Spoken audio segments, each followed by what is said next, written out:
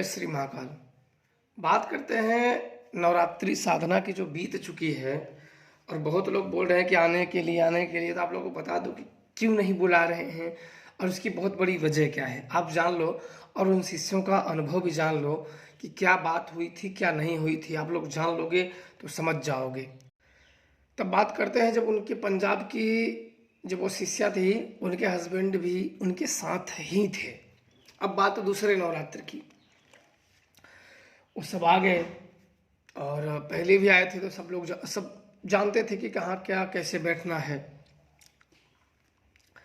तो इसके बाद वहाँ से जब बैठाने की बात हुई कि चलो ठीक है अब बिठाते हैं, तो उस समय जब उनको बिठाया गया तो प्रेत और छोटी छोटी बच्चियाँ जो कवर में थी वो जाग गई, क्योंकि पिछली बार उन सबको कबर में ही दाबा जाता था, क्योंकि ये सब अभी तक शक्तियों से पाला नहीं पड़े थे।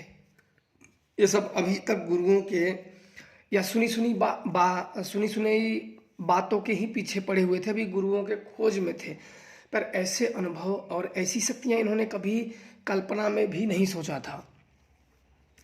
जब दूसरी बार इनको बिठाया गया तो शक्तियां प्रतिदिन कोई न कोई आती रहती थी।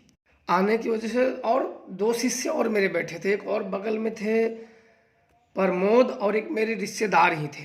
इन दोनों के पास शक्तियाँ ना जाए की वजह इनके पास चली आ रही थी, क्योंकि जो एक बार व्यक्ति जप करके बैठा था पहले, तो सारी शक्तियाँ जो थी इन्होंने भोग दे के कुछ शक्तियों प्रसन्न थी। तो ये दोनों जो मेरे दोनों शिष्य थे, एक प्रमोद भी मेरे शिष्य थे, एक मेरे रिश्तेदार भी थे, उन्हें भी बैठाया था। तो इन दोनों को छोड़ के इनके पास चली आ रही थी नज़दीक की वजह से, क्योंकि 30-32 लोगों को, अब मैं अपनी बात आपको बता रहा हूँ कि मुझे संभालना कितनी बड़ी मुश्किल थी, क्योंकि एक हल्की सी चूक और साधना में जो एक बार डर जाए, धोखा खा जाए, वो बचेगा नहीं, उसकी मृत्यु तय है और अपने घर वालों को भी ले डूबेगा। तो इसलिए मैं कभी भी किसी भी प्रकार की गलती नहीं करना चाहता। मेरे पिताजी भी बोले कि देखो इतने दूर से लोग आए हैं एक भरोसा के लिए, और सिद्धियां और शक्तियां मिलना भी इतना आसान नहीं होता है। किसी किसी को तो कई साल लग जाते हैं फिर भी नहीं मिलता है। लेकिन इतना ध्यान देना कि सब विश्वास करके आए हुए तो किसी को कुछ हो ना, ऐसा ना हो कि यहाँ से भूत प्रेत उनके ऊपर हावी हो जाएं और अपने घर का ही नुकसान ये लोग कर दें। इसलिए भूत प्रेत से हमेशा इनकी सुरक्षा के लिए तैयार रहना, तभी तो सिखाना, नहीं तो अभी भी इनको घर भेज दो इज्जत के सहित। हालांकि मैंने एक दो जन को कहा, एक एन मिश्रा थे, वो भी बनारस के ही थे, उनके घर में बहुत जबरदस्त प्रेत बाधा थी। जब मैंने मंत्र का परीक्षण लिया तब सुजान बोला कि इन्हें मंत्र सिद्धि नहीं होगी। मतलब क्यों? बोले इनके घर में प्रेत बाधा है, बहुत जबरदस्त प्रेत बाधा है, और ये उसमें आड़े आ रहे हैं। जब तक वो नहीं हटेगा इन्हें शक्तियां इनके ऊपर हावी और चढ़ेंगी नहीं, और वो बीच में के इनके रोक कर रहे हैं, और ज़्यादा कोशिश करोगे तो वो प्रेत पुजवा लेंगे, इनके ऊपर प्रेत पुजवा लेंगे, तब इनकी जिंदगी नर्क बन जाएगी। तो मैंने बोला ये तो बहुत बड़ी चीज़ है, बहुत बुरी चीज़ है, क्योंकि अगर कोई सीखने के बाद बजता है तो बोलेंगे गुरुजी मैं आपके पास गया था, मेरा घर का ये मर गए हैं, ये मेरी समस्या है। तो उनको वहां जाने के बाद मैंने बोला कि आप मत बैठो, आप साधना में। मैंने सोचा देखो कुछ ऐसे होते हैं कि भूत प्रेत की वजह से और शिष्य असफल हो जाते हैं, तो उन्हें कहा अला असफल होने के कारण देखो उसमें से 2-3 लोग हो गए। एक तो आ गए खुद असफल के कारण हुए एन मिश्रा, इनको जब मैंने मना किया कि आप मत बैठो, उनको बोल के दूसरे शिष्य को बैठाने के लिए आया तो वो बैठ गए। अब बैठ गए, फिर ढूंढते ढूंढते कि ये कहाँ गए, यह कहाँ गए, फिर गए तो वो एक शिष्य के पास में बैठे थे। तो यह कि तो बहुत बेकार चीज़ है। फिर भी मेरे एक होते एक, मैं किसी को ऐसे नहीं बोलता नहीं उठ के जाओ इधर उधर, मतलब चलो अच्छा ठीक है। तो सुजान को मैंने बोला कि तू अच्छा सुरक्षा कर, और हो सकता है कि माता रानी के आशीर्वाद से माता अगर कृपा करे तो कुछ भी हो सकता है कि इन्हें भी शक्तियां प्राप्त ही हो जाए। तो उन्हें बैठा दिया, और इसके बाद आए एक और ही इलाहाबाद, अरे कहाँ के, बनारस के ही शिष्य थे कमलेश। उनके बारे में जब जांचा गया तो उनके ऊपर शत्रु, उनके गांव के ही दुश्मन लोगों ने उनके ऊपर प्रेत कर दिया था, उनके घर पे ही। तो वहां भी बहुत बड़ी समस्या थी। तो बोले कि इनके ऊपर प्रेत बाधा है, अगर इनको बैठाने का कोशिश बिठाया जाता है, सिद्धियां दी जाती है, तो साथ में छुपे तौर पे प्रेत भी पुजवा लेंगे, जो कि इनके इनके घर को बर्बाद कर देंगे। तो बोले क्या किया जाए? बोले कि इन प्रेतों को साइड करो। बोला इनके ऊपर कुछ कृपा है? बोले कुछ भी कृपा नहीं है, और इनके अगर वो करते हो तो बहुत बड़ी दिक्कत हो जाती है। तो ये एक बार और मेरे पास पहले आए हुए थे। तो भाई पहले अगर मेरे पास आया था तो मैंने इन्हें बोला था कि मैं सिखाऊंगा, तब मैं कैसे बोल दूं? अरे अब क्या करें, तो बहुत सभी में कोई ना कोई समस्या है, क्योंकि सिखाने से पहले सबका शरीर एक बार जांचा जाता है, जांच के पकड़ा जाता है, और उनका पूजा अलग दे के उनको पकड़ लिया जाता है, ताकि साधना करते समय उनमें व्यवधान ना आए। और इसके बाद तब ये हुआ कि चलो कोई बात नहीं, तब वहां मैंने एक ब्रह्म को लगाया, जो ब्रह्म वेताल था। मैंने बोला कोई बात नहीं, यहाँ सिद्धियां, क्योंकि पुराने शिष्य एक बार आ चुके, मैंने इन्हें बोला हुआ है, तो तू वहां खड़ा रहो। तो और साधना में सफलता देने का आशीर्वाद तू भी दे, ताकि सफल हो जाएं। जो लोग असफल हो उन्हें भी आशीर्वाद देना, ताकि अपने कामनाओं में आज न सफल हो। और उसके बगल में एक जन बैठे हुए थे, बिहार के पप्पू कुमार। बोले इनके, अब इतना मैं बताऊं कि ऐसा कोई भी नहीं था, चाहे वो लेडीज थी पंजाब की जो शिष्य थी, उनके भी ऊपर प्रेत बाधा थी, उनके घर की समस्या थी, उनके हस्बैंड के ऊपर नहीं था। वो बोले कि ये आदमी मन का बिल्कुल साफ है। तो मैंने कहा था, बोला इसको हो सकता है कि इस आदमी को ये सब साधना करने के बाद, इन्हें कोई साधना भी न करे, इन्हें दर्शन हो जाए। बोला ये तो बहुत अच्छी बात है, तो पुण्यात्मा है, तो बहुत अच्छी बात है। तो मतलब उसको बोले कि तुम मेरे साथ रहो, क्योंकि जब देवी ने बोल दिया कि ये पुण्यात्मा है और ये ठीक है, इसी की वजह से औरत को सिद्धियां प्राप्त होगी इसके, और ये अगर नहीं रहेगा तो कोई सिद्धि, अगर ये साथ या ये हटा तो औरत तुरंत भटक जाएगी। तो मैंने बोला अच्छा ऐसी बात है, इसने क्या कर दिया है? बोला ये पहले से ही मन का साफ आदमी है, और मन के साफ आदमी पे शक्तियां बड़े जल्दी प्रसन्न हो जाती हैं। ऐसा नहीं है कि उसकी औरत मन की कलीन थी, लेकिन आदमी के मुकाबले, औरत के मुकाबले उसका वो बिल्कुल ही मतलब मन के जो होते हैं दर्पण की तरह स्वच्छ होता है। तो मैंने कहा ठीक है, हो सकता है, देखते हैं कि इनको दर्शन होता है या नहीं। और एक जन और आए थे जो कि साधना भी नहीं कर रहे थे, उन्हें भी दर्शन हुए। जो साधना नहीं भी कर रहा था उन्हें भी दर्शन हुए।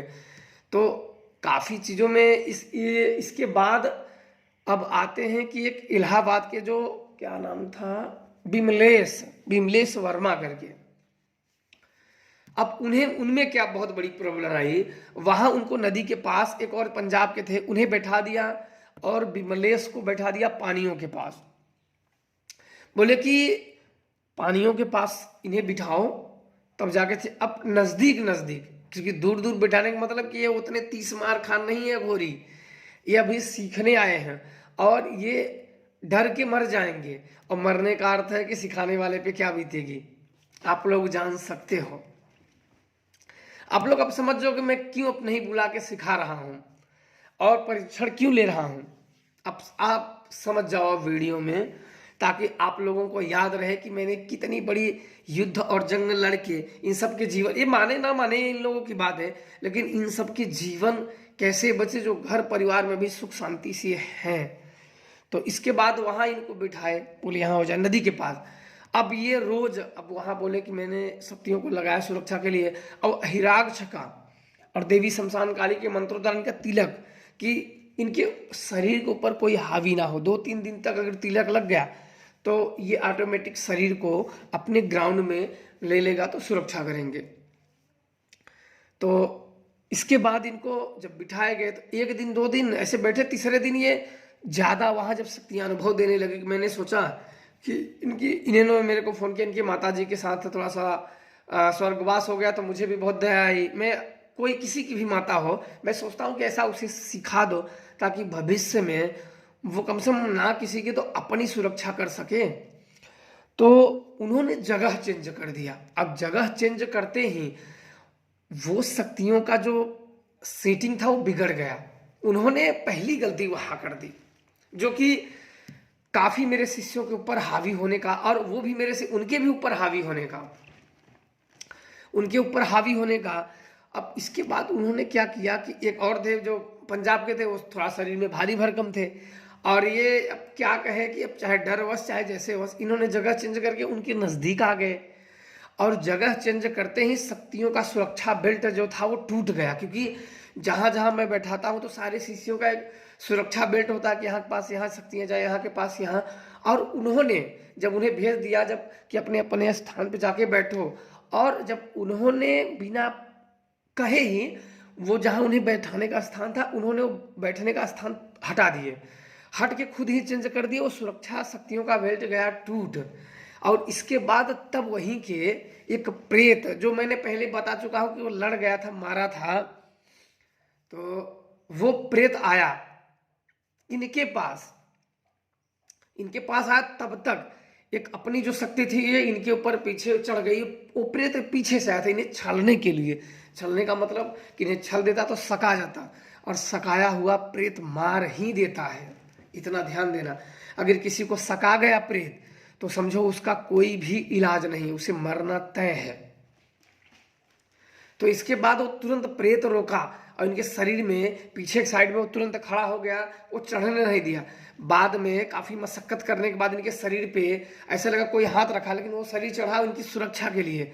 अब इसके बाद तुरंत रोक राक के मैंने बोला यह क्या बात क्या हुई। जब गया तो तब तक ये चिल्ला के, तब तक मैं काफी दूसरे किसी से बात बोला रही, वो तो मूर्ख, उसने तो सुरक्षा बेल्ट तोड़ दिया, वो तो मर जाएगा। मैंने बोला अरे तुरंत सुरक्षा करो, तुरंत सुरक्षा करो, कैसे भी करके सुरक्षा करो। ये तुरंत वहां से गया। मैं तुरंत डबल तुम्हें पूजा दूंगा, पर उसकी सुरक्षा कुछ होना नहीं चाहिए। मैं तुरंत इसको बोला हिराक्ष को, क्योंकि प्रबल शक्ति उस समय यही खड़ी थी।